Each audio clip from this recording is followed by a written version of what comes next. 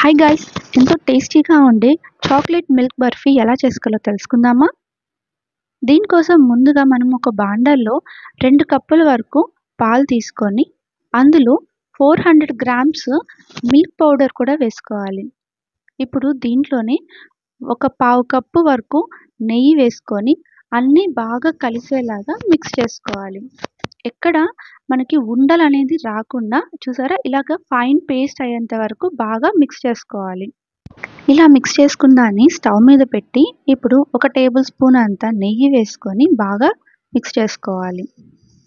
ఈ స్టేజ్లో మీకు ఈ మిల్క్ పౌడర్ స్వీట్ సరిపోయింది అంటే ఓకే, లేదు సరిపోలేదు అంటే మీకు టేస్ట్కి సరిపడా చక్కెర వేసుకొని చక్కెర బాగా మెల్ట్ అయ్యేంత వరకు బాగా కలుపుకున్న తర్వాత ఇందులో నేను 2 టేబుల్ స్పూన్స్ చాక్లెట్ పౌడర్ని యూస్ చేశాను. ఇక్కడ నేను డార్క్ చాక్లెట్ పౌడర్ని యూస్ చేశాను.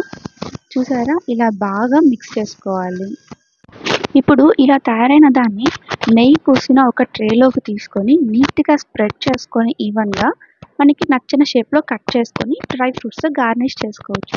దీన్ని కూల్గా సర్వ్ చేసి చాలా టేస్టీగా ఉంటుంది. మీరు కూడా ఈ రెసిపీని తప్పకుండా ట్రై చేయండి.